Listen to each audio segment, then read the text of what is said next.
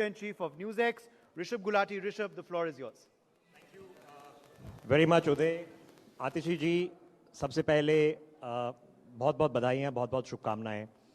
I know it's a challenge, and I know it is filling big shoes, and you prefer to keep an empty chair. We don't have an empty chair today. तो आज हमने खाली कुर्सी बगल नहीं रही है. हमारे दर्शकों को जो इंडिया न्यूज़ और न्यूज़ एक्स पे देख रहे हैं, बहुत बहुत स्वागत. ये हमारा हम महिलाएं वी विमेन वांट का मंच है और हमारे साथ जुड़ी हैं आतिशी जी, दिल्ली की मुख्यमंत्री. आतिशी जी, सबसे पहले आप महिलाओं के मंच पे हैं, आपको महिला मुख्यमंत्री बनने में क्या सोच आई है? देखिए, एक महिला मुख्यमंत्री होना, एक महिला का इस लेवल पर पहुंचना, इस पोजीशन पे पहुंचना, मुझे लगता है कि ये सिर्फ मेरे लिए नहीं, दिल्ली की और देश की महिलाओं के लिए एक अचीवमेंट है. मुझे याद है, 1 साल पहले की बात होगी, हमारा एक दिल्ली के स्कूल बिल्डिंग का इनॉग्रेशन था. वो गर्ल्स स्कूल की एक बिल्डिंग थी.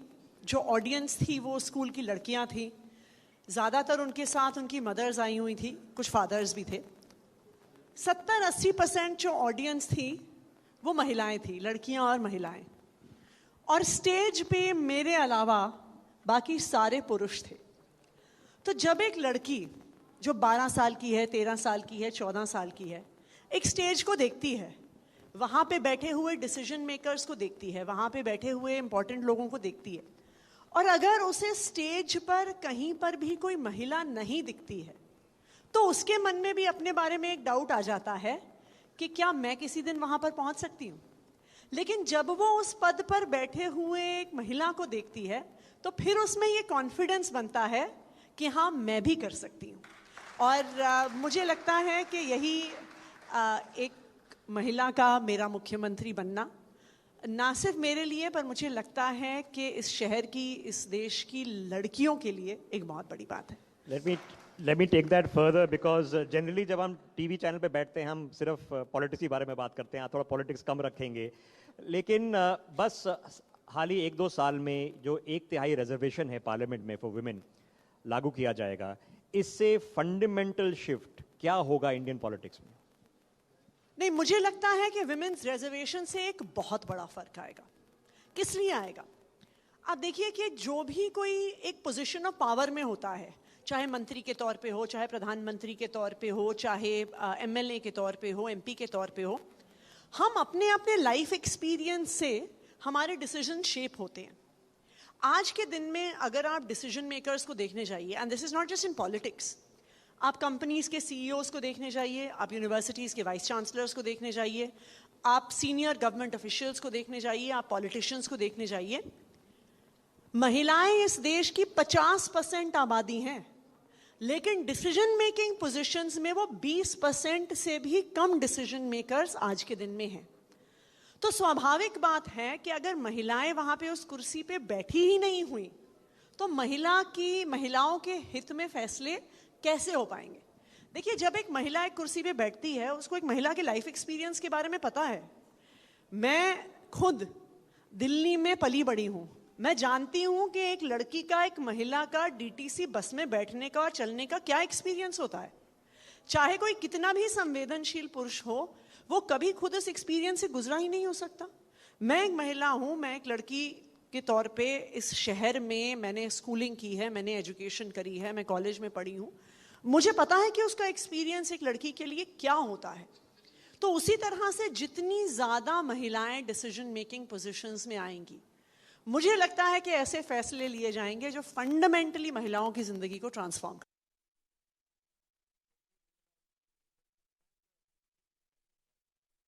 Is happening regarding women doctors, women nurses. Your party has roots in activism. The doctors are right now, some of them are protesting, some of them are, demanding their basic dues. What can in Delhi we do for women doctors, women nurses? Why just women doctors and women nurses? I think that this is a question that has to apply to all working women professionals. Why should women have to worry about their safety and security in their places of work?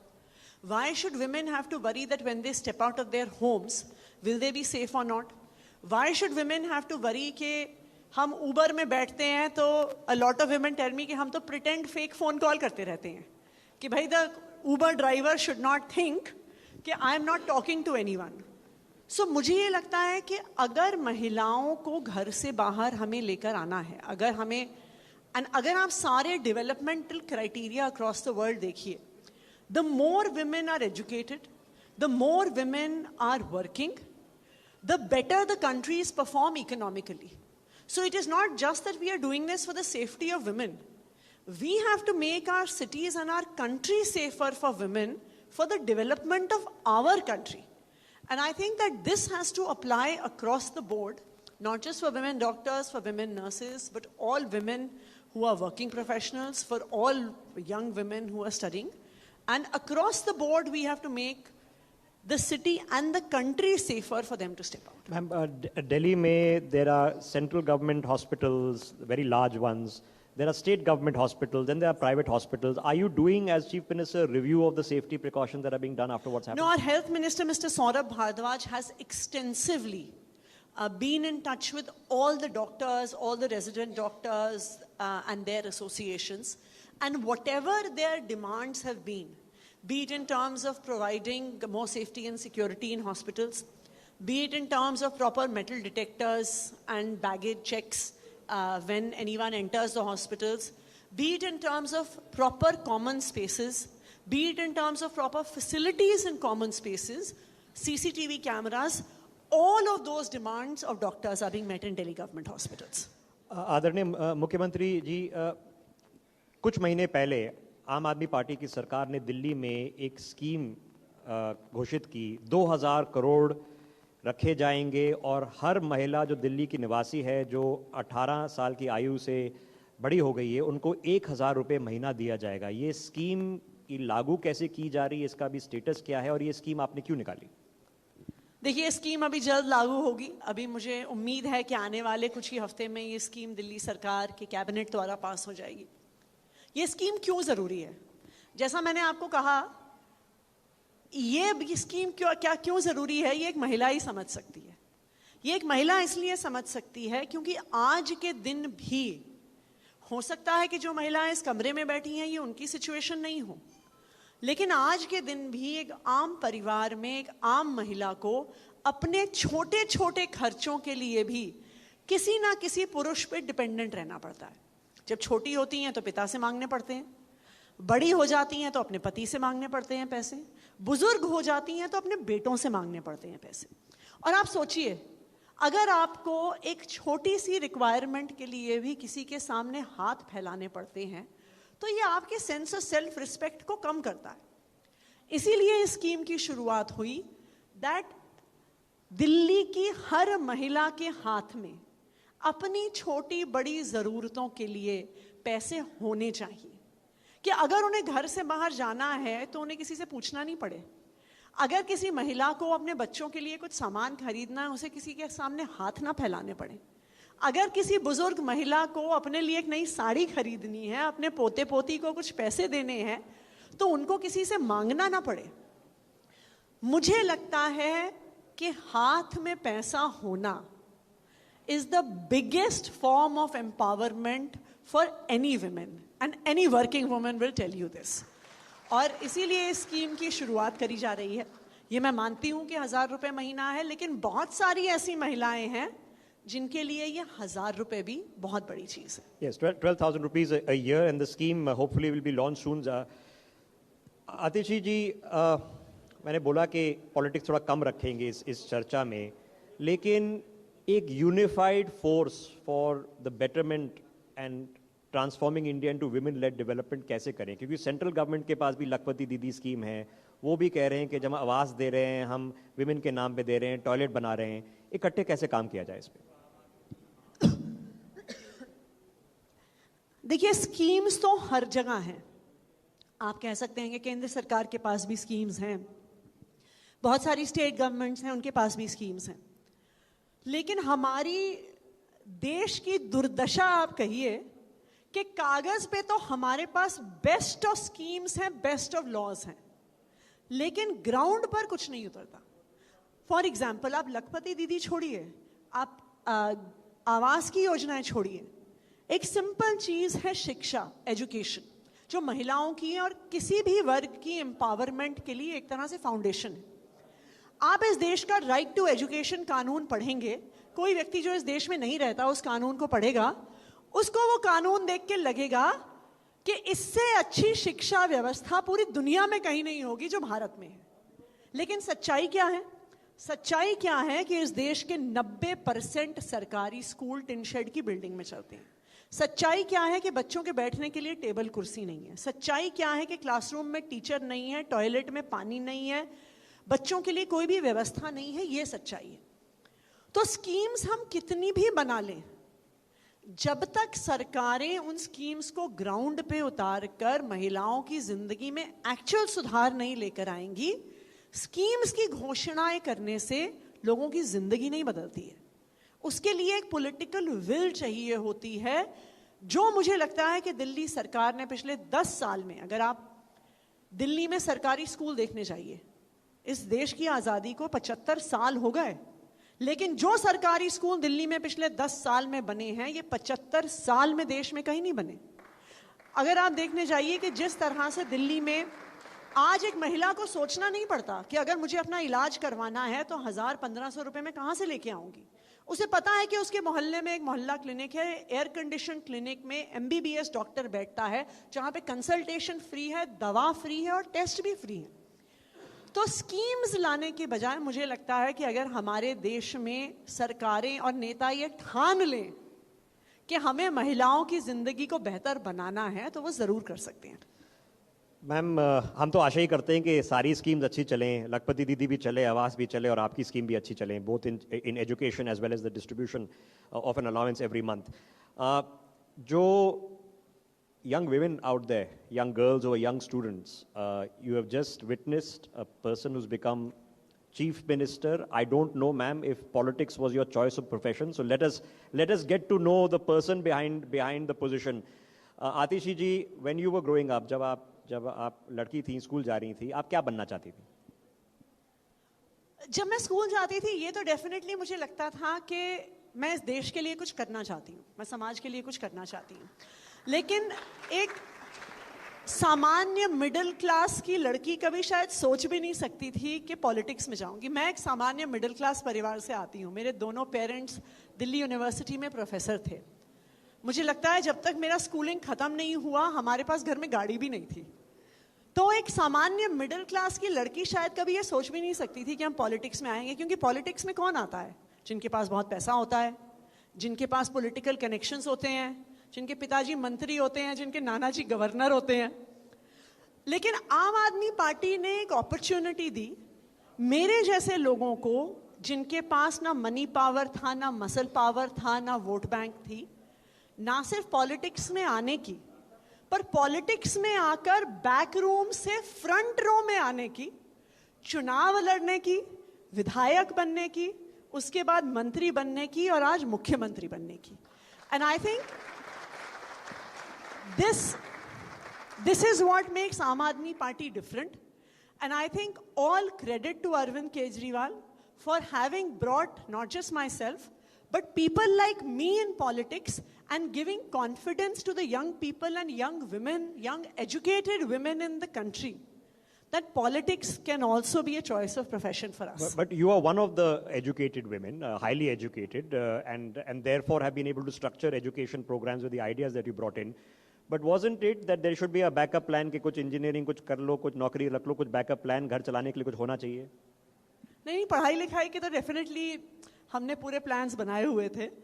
I think at that point of time शायद कुछ ऐसा लगता था कि I would have like to be a teacher. In fact I did teach for some time in between. I taught for a year in a school called Rishi Valley in South India. तो education से मेरा बहुत जुड़ाव था, तो शायद अगर politics में नहीं होती तो एजुकेशन की फील्ड में होती। आप अरविंद केजरीवाल जी से पहली मुलाकात आपकी कब हुई? क्या आप उनकी पहचान थी कि आपने उनको टीवी पे देखा था, जान पहचान थी, एक्टिविस्ट थे, बहुत कैंपेन्स कर रहे थे? When was your first meeting? What was it like? मेरी अरविंद केजरीवाल जी से पहली मुलाकात एक्चुअली 2003 में हुई थी, जब वो परिवर्तन करके एक NGO चला रहे थे जो राइट टू इन्फॉर्मेशन एक्ट पे काम कर रही थी। और इंटरेस्टिंगली, जैसे आज आप मेरा इंटरव्यू ले रहे हैं, हमारे एक जानकार को एक डॉक्यूमेंट्री फिल्म बना रहे थे जिसमें मैं अरविंद केजरीवाल जी का इंटरव्यू ले रही थी. And the one thing I remember even from that meeting was his clarity of thought and his passion. Here was a man who really, वो बात नहीं कर रहे थे, वो बात उनके दिल से निकल रही थी. चाहे वो उस समय RTI की बात हो, चाहे जब इंडिया अगेंस्ट करप्शन मूवमेंट शुरू हुआ, एक एंटी करप्शन बिल की बात हो, उस दौरान तो उनको टीवी पे देखते थे, या आज 10 साल में राजनीति के बाद दिल्ली में काम करने की, चाहे एजुकेशन को लेके, चाहे हेल्थ केयर को लेके, मुझे लगता है कि जो अरविंद केजरीवाल जी में देश को बदलने का जज्बा है, आई think that is extremely inspiring and that really inspires all of us. और उस जज्बे के साथ उनमें जो करेज है, वरना देखिए हम जैसे लोग कहाँ अपने घरों से बाहर निकलने की हिम्मत करते हैं. सबको पता है कि पॉलिटिक्स मुश्किल है, आम आदमी पार्टी में होके तो पॉलिटिक्स और भी ज़्यादा मुश्किल है, लेकिन अरविंद केजरीवाल जी ने ना सिर्फ हमें वो जज्बा दिया है, हम सबको वो हिम्मत भी दी है कि हम यहाँ तक पहुँच पाए, इतनी शक्तिशाली ताकतों के खिलाफ लड़ पाए. सब जानते हैं कि अरविंद जी ऑब्वियसली अफसर थे गवर्नमेंट में. उससे पहले इंडिया अगेंस्ट करप्शन से पहले एक संगठन था, national convention for the people's right to information, NCPRI, and I was a volunteer man with Parivartan when I was in college, so I remember this very clearly. So at what point of time do you say that, okay, I want to be a teacher, I want to do well for the country, I want to do activism? When does that transition, क्या I choose to be in active politics? Is it happenstance कि बस हो गया, या इसमें मंथन किया आपने? देखिए, इसमें दो पक्ष हैं. एक इसमें पक्ष ये था कि मैंने अपनी ज़िंदगी के 10 साल अलग अलग सोशल मूवमेंट्स के साथ, नॉन प्रॉफिट्स के साथ काम करते हुए बिताए. मैं 5 साल मध्य प्रदेश के एक गांव में भी रही. वहाँ पे मैंने ग्राम पंचायत के साथ, स्कूल के साथ, लोकल फार्मर्स के साथ भी काम किया. लेकिन काफ़ी सालों तक ग्रास रूट पर काम करने के बाद डेफिनेटली मुझे ये कन्विक्शन आ गया था कि अगर चेंज इस देश में आना है तो वो टॉप डाउनवर्ड्स आना पड़ेगा, पॉलिटिक्स के थ्रू आना पड़ेगा. लेकिन जैसा मैंने कहा कि एक सामान्य मिडिल क्लास की लड़की के लिए पॉलिटिक्स में जाने के क्या ऑप्शंस थे. जब इंडिया अगेंस्ट करप्शन शुरू हुआ तो तब पहली बार ये लगा कि देश के आम लोग अपने घरों से बाहर निकल रहे थे एक बड़े चेंज के लिए. तब भी नहीं लगा था जब मैंने वॉलंटियर करना शुरू किया था इंडिया अगेंस्ट करप्शन के साथ. तब तो ये भी नहीं क्लियर था कि India against corruption political party बनेगी, आम आदमी पार्टी बनेगी. जब आम आदमी पार्टी बन भी गई तो हम तो काफ़ी समय तक बैकरूम में काम करने वाले थे. शायद तब भी ये नहीं सोचा था कि चुनाव लड़ेंगे, विधायक बनेंगे, मंत्री, मुख्यमंत्री बनेंगे. बट आई थिंक कि ये मुझे क्लियर हो गया था कि अगर आपको एक बड़े स्तर पे चेंज चाहिए तो वो पॉलिटिक्स के माध्यम से आ सकता है. सही लोगों को सही कुर्सी पे बैठना होगा. क्योंकि आप देखिए, at the end of the day all important decisions regarding our lives, कि हमारे बच्चों को कैसी एजुकेशन मिलेगी, मैं अपने घर से बाहर जब कदम रखती हूँ मैं सेफ हूँ कि नहीं हूँ, मेरे बच्चों को पढ़ने लिखने के बाद अच्छी नौकरी मिलेगी कि नहीं मिलेगी, मेरे माता पिता बीमार हों तो मैं उनका अच्छा इलाज करवा सकती हूँ कि नहीं, ये सारे डिसीजंस पॉलिटिशियंस लेते हैं. And I don't want to comment on any specific politicians, but ये भी हमारे देश की सच्चाई है. यहाँ पर हम जानते हैं कि किस तरह के लोग पॉलिटिक्स में आते हैं और किस रीज़न से आते हैं. तो जब अपने वेस्टेड इंटरेस्ट से आए हुए लोगों को ये सारे डिसीजंस लेने हैं तो ये डिसीजंस एक आम आदमी के हित में नहीं होते हैं. जब तक अच्छे लोग पॉलिटिक्स में आएंगे नहीं, जब तक पढ़े लिखे लोग पॉलिटिक्स में आएंगे नहीं, तब तक हमारे देश में बदलाव नहीं आएगा. इस बारे में मैं 100% कन्विंस्ड हूं. आतिशी जी, I can well imagine it's a stressful job, right? I'm sure the last 6 months have been really stressful because you've had a leadership in which, you know, cases and jail time and allegations and lots of things have come up. And at a time when, you know, when it's difficult to even communicate because the person who's your mentor and who's your party chief is difficult to communicate with. I mean, did you feel like that this is too much, is overwhelming, I just can't handle it? देखिए, मुश्किल तो था. पिछले 1.5 साल का दौर मुश्किल तो था. आप देखिए, हमारी एक छोटी सी पार्टी है, एक पार्टी के सारे बड़े नेता जेल में थे. मनीष सिसोदिया जी जेल में गए, उस पहले सत्येंद्र जैन जी को अरेस्ट किया, मनीष सिसोदिया जी को अरेस्ट किया, संजय सिंह को अरेस्ट किया, अरविंद केजरीवाल जी को अरेस्ट किया। एक पार्टी जिसके टॉप 4 नेता जेल में थे, ऐसी स्थिति में पार्टी को खड़ा रखना, सरकार को चलाना चैलेंजिंग तो बिल्कुल था। लेकिन मुझे ये लगता है कि हमारी पार्टी की सबसे बड़ी ताकत ये है कि हम सिर्फ एक दूसरे को एज पॉलिटिशियंस, एज कॉलीग्स नहीं देखते हैं। हम सब we see ourselves as a close family unit. हम सब एक दूसरे के लिए परिवार हैं। तो इस मुश्किल दौर में भी जैसे एक परिवार एक संकट की घड़ी में एक साथ खड़ा रहता है, एकजुट होकर खड़ा रहता है, मुझे लगता है कि आम आदमी पार्टी के छोटे से छोटे कार्यकर्ता से लेके बड़े लीडर्स तक बिल्कुल एक कन्विक्शन के साथ एक दूसरे के साथ खड़े रहे, यूनाइटेड होके खड़े रहे। That really was our strength. And I would also say hats off to the families of all our leaders. मैं मनीष सिसोदिया जी की पत्नी को देखती थी, उनकी तबीयत बहुत खराब थी, लेकिन इतनी बीमारी की हालत में भी उन्होंने कभी हिम्मत नहीं हारी।